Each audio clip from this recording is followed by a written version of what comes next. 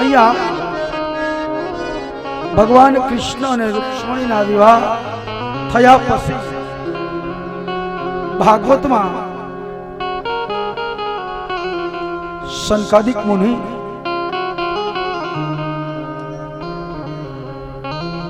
સુતજીની કથા જેમ ચાલે છે એવી જ રીતે અહીંયા સુખદેવજી મહારાજ પરીક્ષિત રાજાને કથા સંભળાવી રહ્યા છે।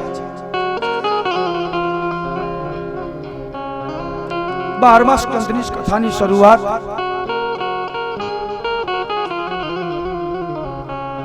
બારમા સ્કંદમાં આશ્રય લીલાની કથા છે સાહેબ। ભાગવતનું પ્રતિપાદ તત્વ આશ્રયથી તે પછી પરીક્ષિત રાજા પ્રશ્ન કરે છે હવે પૃથ્વી ઉપર કોનું રાજ આવશે અને કોણ રાજ કરશે? આ એક પ્રશ્ન પરીક્ષિત રાજાએ સુખદેવજી મહારાજને પૂછ્યો છે અને સુખદેવજી મહારાજ કહે છે કે હે રાજન,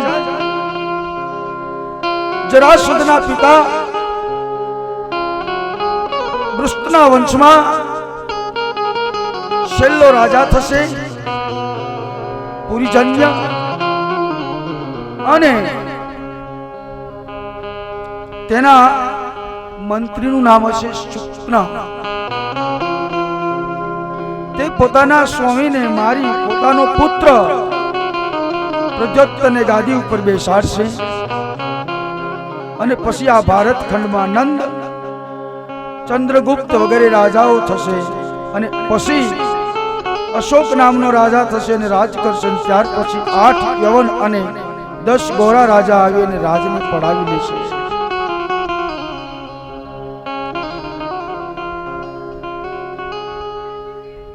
અને ત્યાર પછી પરીક્ષિત રાજા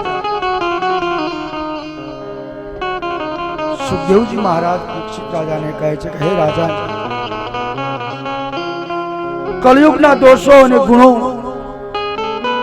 ગણ્યા ગણાશે ને એટલા બધા હશે કે ન તો તમે કોઈને ફરિયાદ કરી શકશો કે ન તો તમે કોઈની ફરિયાદ સાંભળી શકશો। આવો એક આ પૃથ્વીની માથે કળિયુગ વ્યાપી જશે।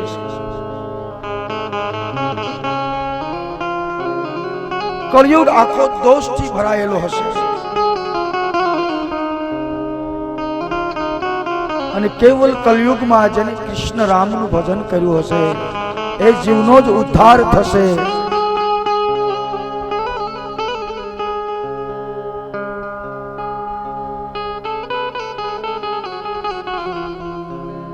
આ બાજુ પરીક્ષિત રાજાના જે શ્રાપ હતો એનો છેલ્લો દિવસ છે।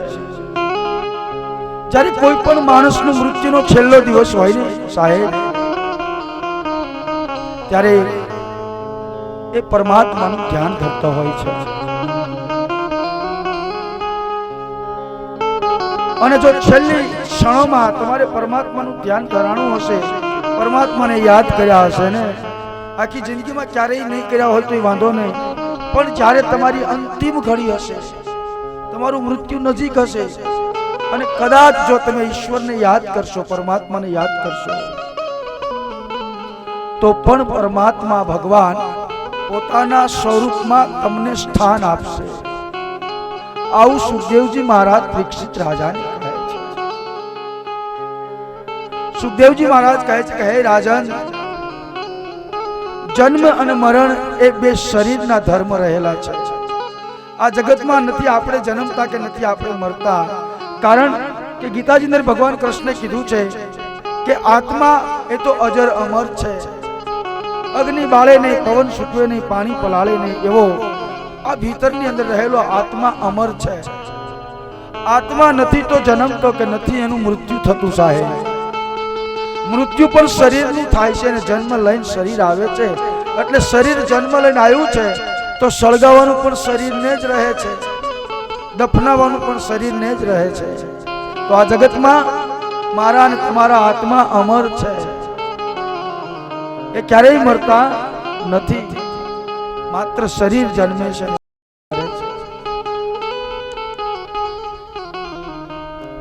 તો તો એ મરવું અને જન્મવું એ ધર્મ શરીરના છે. સુખદેવજી મહારાજ પરીક્ષિત રાજાને આગળ કહે છે કે હે રાજન, આજે તારો છેલ્લો દિવસ છે. હમણાં તક્ષનાગ આવશે, તને કરડશે, તને ડંક મારશે.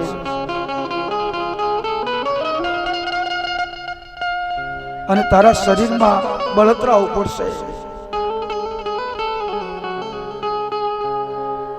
કારણ તારા શરીરથી આત્મા જુદો છે, એટલે એ દુઃખ પણ શરીરની થશે. આત્મા ભલે જુદો છે, પણ આખીરમાં એક અંશના આપણે બધા અંશીઓ છીએ. આમાં બેઠા એમાં કોઈ જુદા નથી, બધા એક જ અંશના અંશીઓથી પ્રગટ થયેલા છે. જેમ એક દીવો હોય અને 100 દીવા અડાડો તો જે પહેલો પ્રગટ થયો છે એ ઝાંખો નથી પડતો, એમ આત્માનો પ્રકાશ ક્યારેય ડીમ ફૂલ નથી થતો સાહેબ.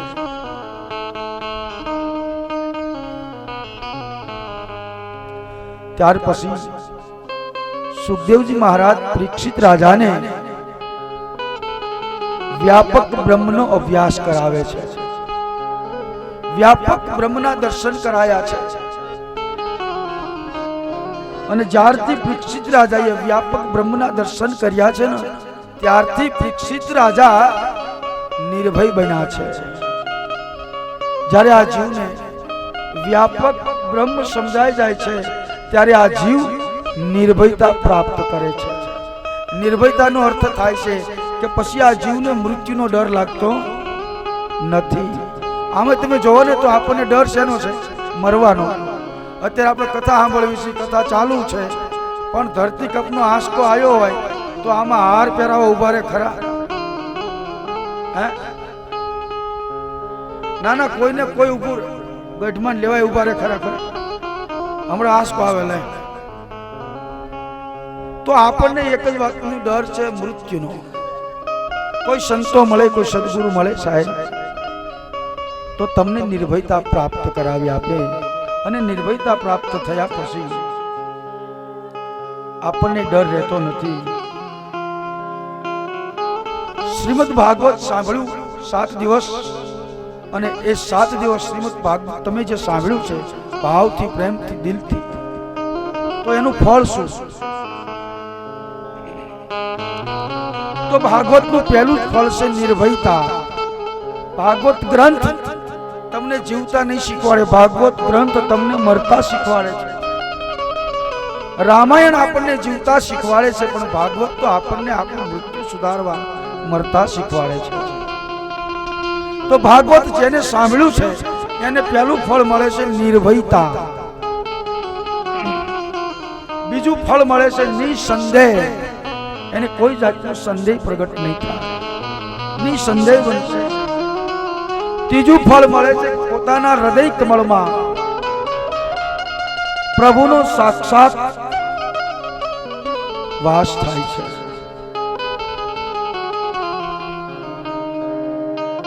ચોથું ફળ છે સર્વની અંદર, દરેક જીવની અંદર ભગવત દર્શન પ્રાપ્તિ થાય છે. અને છેલ્લું 5મું ફળ છે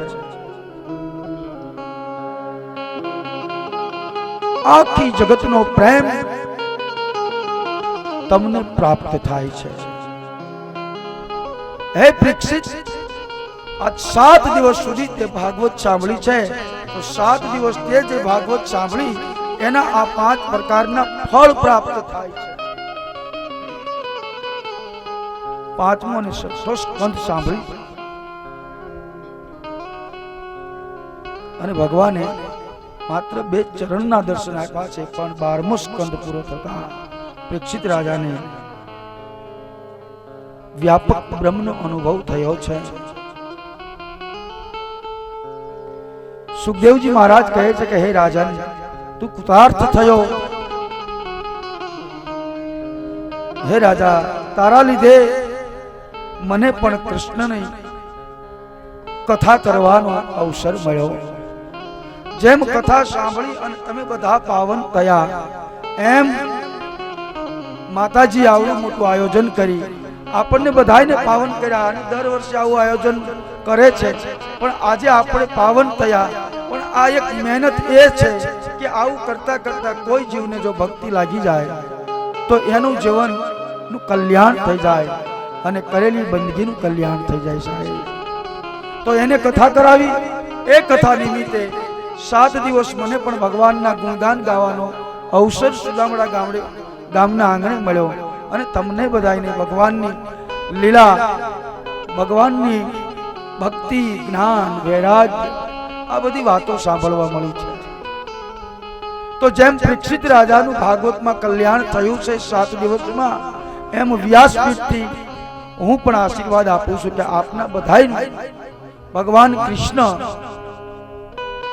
તમારા દરેક જનજનનું કલ્યાણ થાય.